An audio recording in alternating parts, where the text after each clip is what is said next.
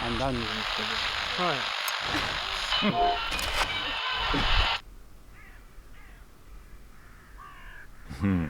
That is Iraqi.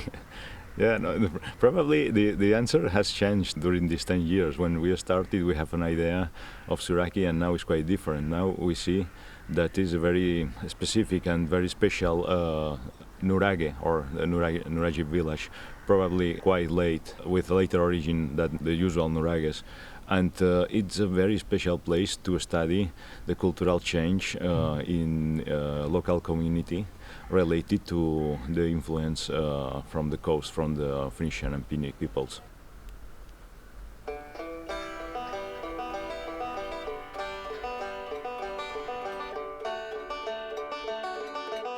So just to begin, could you tell me your name and age? My name's Dan Reeve-Brook. I'm 28 in 3 days. So I finished my undergrad degree in 2016. Out from there, I started applying for jobs in commercial archaeology because I wasn't sure what I wanted to do, whether I wanted to go back into academia or, go professional.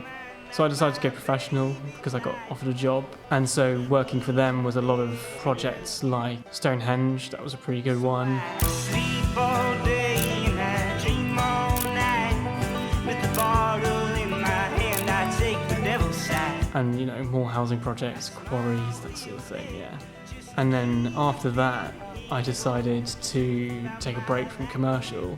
And then I went on to apply for my master's degree, which I'm coming to the end of now, fingers crossed, and now I'm here. Suraki is a Bronze Age Sardinian monument. It's sort of a stone tower with what's called an Antrum, which is another stone wall around the outside with some towers. But this one in particular is interesting because it's got a quite well-preserved Punic town around the outside, which is quite rare. It was a lot bigger than I thought it was going to be. As I'd seen some pictures of it, but sort of the scale of it, you don't really get that until you actually walk up close to it and see how big the blocks are. I've been to Sicily before a few times, and so I was sort of expecting it to be like Sicily, but it's definitely not like Sicily. It's different, it's very much its own thing, which I was sort of pleasantly surprised by. The food's incredible, the landscape is really incredible too.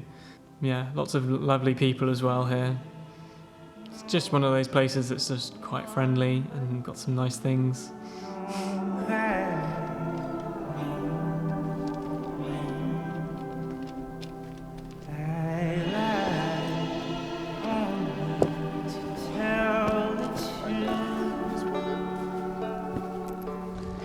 As you can see, a discovery has been made. An ancient tomb dating to the 2019s.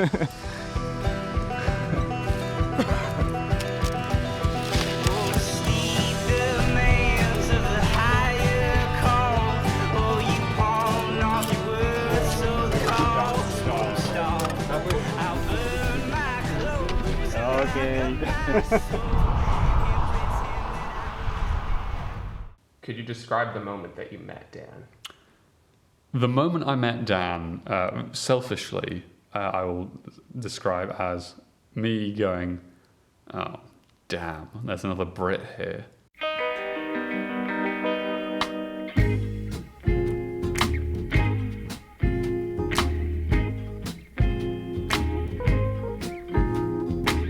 My name is Alfie Garland, I'm 23, and I'm from the city of Coventry in England.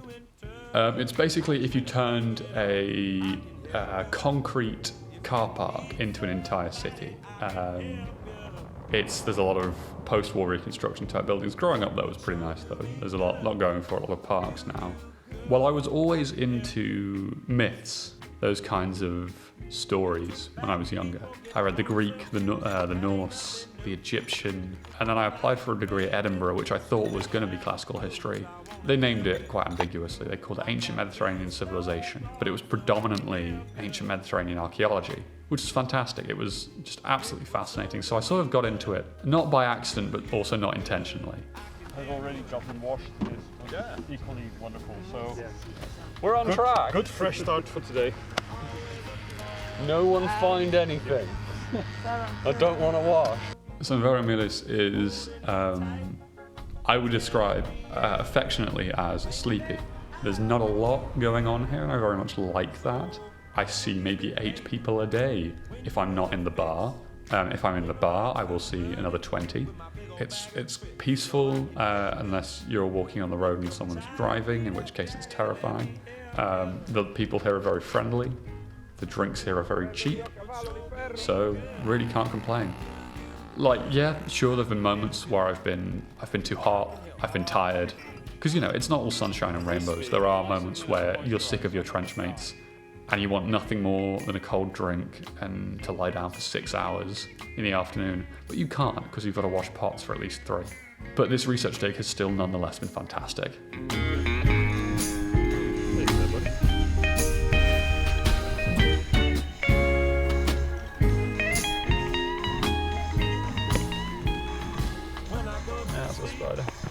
So the morning we'll get to site and start setting up, get all of our tools out, take them to the trenches. For me recently, since I've taken over from Nico, it's been setting up the GPS, which can be a bit of a chore sometimes, with making sure it's level and calibrated and trying to figure out what's wrong with it, if it's having a hissy fit. And then coming up to midday, it starts getting hot.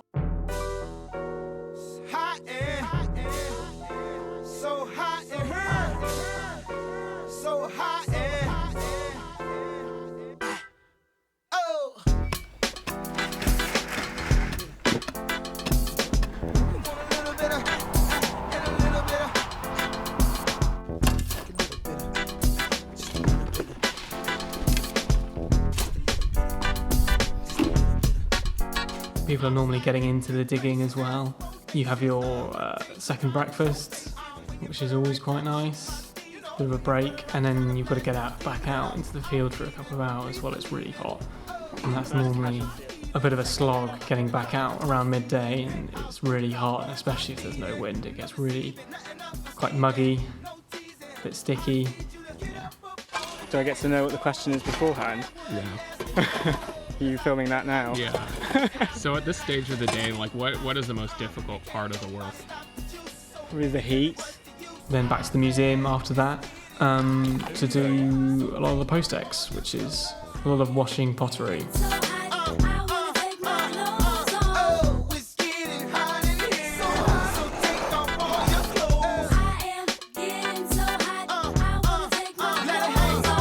Yeah, it's kind of like a physical process, which I like. This physical process is like getting something done in a particular way, and like, well, not necessarily in a particular way, but getting things done and working things out for yourself. That's probably my favourite part of it. For me, field work has been probably one of the best things. It keeps me going through because I like getting out there and I like digging holes. Which probably comes back to my childhood of just being restless, like sitting down, reading books. I can only do that for so long, but kind of digging holes, I can just keep doing. I can keep going. It's always interesting as well. It's never dull.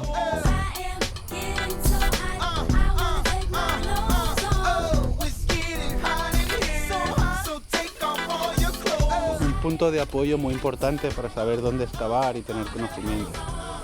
Pero sí que es cierto que estos en concreto parecen hombres derrotados por el calor y el campo, muertos en el campo de batalla, listos para que los cuervos se los coman.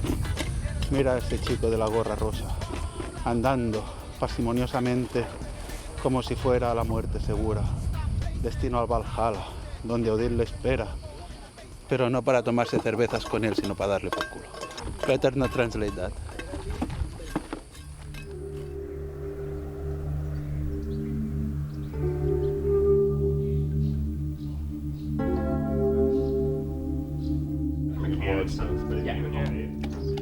Well, this is an example of 2 different persons with a different background working together. For Alfie, it was his first experience in an excavation. And then, on the other hand, he comes from commercial archaeology and has been involved in large areas of fieldwork projects. So and of course I managed them in a different way. But the result has been very positive in both cases. The time that they have been working with me, both of them have been very brave. Well, Dan's a very hard worker. The years in commercial archaeology have very well prepared him for this kind of work. He's great with a pickaxe, great with a shovel, really moves dirt like nobody else, which is great because personally I'm not so good at that. I'm better at the kind of dirt processing, the moving the buckets, the sieving. So Dan's really good at just getting down with the jobs that maybe not so many people want to do, and just gets on with it, no questions asked. Does the work, puts the hours in. And, he's someone you can really depend on in a trench. He's good at keeping everyone in kind of good morale, and he also is a very hard worker. So he's not going to slack and create more work for other people. He's also like a good person to double check things with. Like if you don't know if the context has changed or if there's a feature or something. So I appreciated that aspect. We've got quite a similar sense of humour, quite dry, quite sarcastic, which can probably be quite grating for a lot of other people on the dig. I don't really want to jump to New Order or The Cure. Semi-upbeat. The Cure. yeah. Let's put some Morrissey on. Let's really get things moving. How dare you associate The Cure with Morrissey? Who's Morrissey in? He's a fascist, isn't he? Yeah, yes. But what band was he in? Morrissey. But that aside, we're both British. We're both from England, specifically. My hair's better. Well, whenever you meet another Brit abroad, as a Brit, it's a bit like, oh no, there's another one of us. I'm going to have to make small talk with them. But yeah, we just sort of got on pretty easily from the start, which is pretty nice, yeah. We've got a similar sense of humour, I think. Like seeing two British people recognize each other and going through this like myriad emotions where you're no longer the only one, because there's this like instant recognition but also wariness, I guess, and that was there. But then they immediately started making the exact same like super lame jokes and just like picked up on each other's sense of humor immediately. And it was, that's just how it was for the rest of the time together. There's just the two Brits just building off of each other. You like working with Dan? Some pots in it. Dan always outworks me, so I get a real opportunity to feel bad all the time. But it's a great way to improve. And Dan hates working with me because I work less than him. Yeah, Dan, what are you thinking? I do hate him. Yeah. Right. You'll come back, you'll do a daily check-in in 2 or 3 days, and it'll just be Dan here with a bloodied pickaxe. Don't look in the hole. Yeah, that 2-metre deep trench, totally irrelevant to the dig. It's like a 24/7 Monty Python sketch, or maybe a Fry and Laurie sketch. I'm not sure if either of those will transfer particularly well beyond the UK, so I apologise if you don't know what those are. Look them up, they're fantastic. It's good, yeah, he's definitely got a different perspective on things. Being an academic, coming into the field, he's got a really good idea of what's going on site archaeologically as well, which is good, yeah. Thinking about things in different ways than I would. Dan's taught me how to pickaxe properly. Dan's taught me how to shovel and trowel properly. He's also taught me the importance of pacing yourself in the field and of how to, deliver an authoritative academic voice when writing an abstract. I hope I've taught him how to use a pickaxe without hurting himself, or how to use a shovel without hurting himself. Has Alfie taught you anything, you think? Probably maybe giving me a little bit of a kick up the arse, proverbially, about getting my academic work done.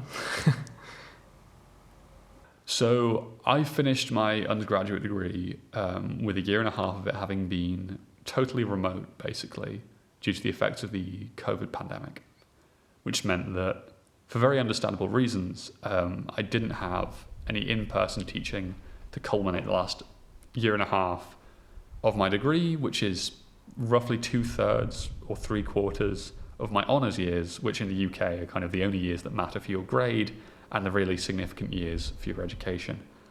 So I sort of spun my wheels a bit. I didn't really know where I was going. I went into my master's at Bristol without a break, And then doing my degree at Bristol, I went to Bristol. I lived there for maybe 3 weeks and then left. The housing situation became untenable, and I kept on doing my research, but from a distance from Edinburgh.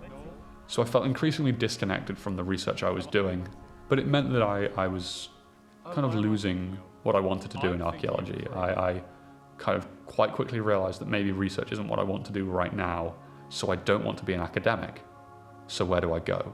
I was kind of imagining that this dig might just be the cap to my archaeological career, and from there I'd move into something else. It's so compartmentalised in commercial archaeology, particularly in the UK, less so in some other countries, I think. Probably I was just sort of fed up with the constant travel, and it's a job where you dig and you dig and you dig and then you dig some more, and you don't do much of the pre-excavation or post-excavation. And both of those, pre and post-excavation, are still huge parts of archaeology. But yeah, it's that kind of compartmentalisation where it's like, no, you're here to go and dig the holes, and then there are other people whose job it is specifically to deal with post-ex things. So you find something cool, you put it in a bag, it goes off to the office, and you never see it again. It was definitely a gradual process, but I think there was definitely a straw that broke the camel's back. The camel being me, and the straw being realising that in a month I had spent less than 10 days at home. And I thought, like, this is not a good work-life balance at all. That was the breaking point for me, really. Fertility cult temple in the centre. So we all died. That is a horrendously broken bone that's healed. But that's the end of the film, is us dying. That should be straight. Yeah. There's a murderer among us. So that's like a cow has broken its leg or something, and then survived, and then the bone has healed around it.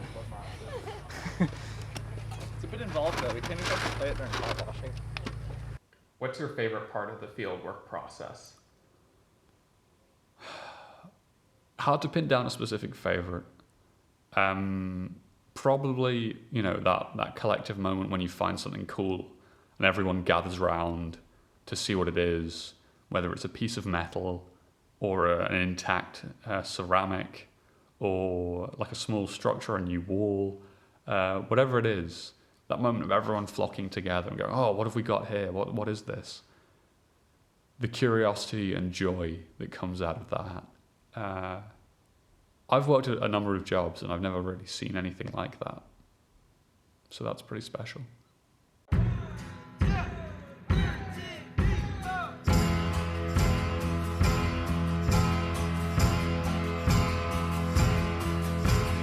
Does she wander deep inside her slumber from dreams? I'm slightly biased, but our trench did excavate 4-hole, or mostly intact, certainly, ceramic vessels.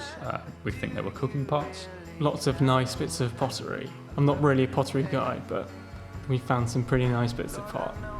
There was also a nice bit of a figurine coming from one of the trenches. That was cool. Rusty bits of bronze and metal, or rusty but corroded metal, coming out various places. Yeah, lots of loom weights or fishing weights, depending on who you ask. This is also probably going to sound really boring, but like a wall. That was quite fun. Quite like finding walls. They're never boring. Yeah, walls are never boring. Satisfying as well. Found an egg.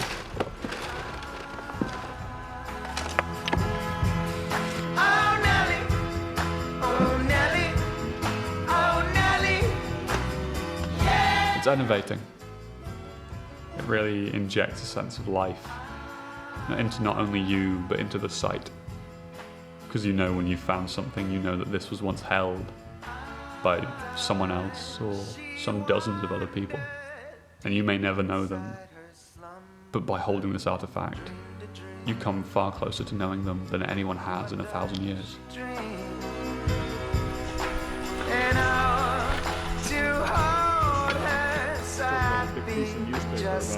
Oh, yes. Yeah. I can write like a subtext label saying decorated glass question mark. Well, yeah, just write it on the side. It's not in any doubt. So Alfie, last day of the project, how are you feeling? I'm feeling pretty good about it. It's been a long trip, but we're making good progress, and I think we've got a lot good done, and I've been enjoying it, and yeah, it's gone well. It's gone well. You think you're gonna miss it? I'll miss it. I'll definitely miss it.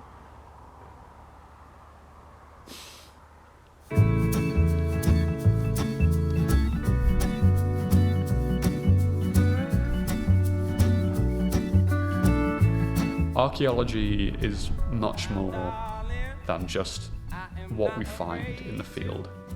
Archaeology is also the people that find it. The interpretation of the archaeologist, the contextualization they provide, is essential for understanding the past and cannot be separated from the raw material here. I've also found that I can survive in 38-degree heat while performing manual labour, and Americans aren't all bad. Some of you are lovely. You can cut that one if you want. I've found that I do miss the cold sometimes, and I would kill for some rain right now. But ultimately, archaeology, I have found, is probably much more for me than not. And while I came into this worrying about that and thinking that I may never do archaeology again, I'll be leaving thinking, I really hope I can come back next year. It's always nice to rediscover something that you previously liked so much, and I did love archaeology for a long time, and then kind of lost some of its allure when it became a bit of a chore during commercial. And coming on this project, it's just sort of made you realise why you like it. You know, coming up to places, new places, meeting new people, doing incredible archaeology as well. Being involved in the whole process has really kind of pulled it back for me. Well, I feel years younger. Well, my back actually feels much older, but mentally, with regards to archaeology, I haven't been so passionate about archaeology as I have on this dig, possibly ever in my life. It would be an understatement to say that this has renewed my love for archaeology, because quite frankly, this dig has brought my love for archaeology to a new level entirely. I mean, it's always sad to come to an end of an excavation, but it's time for a break, I think. Will you miss it? Yeah. Who will you miss the most? Obviously Alfie. Mm-hmm. Yeah.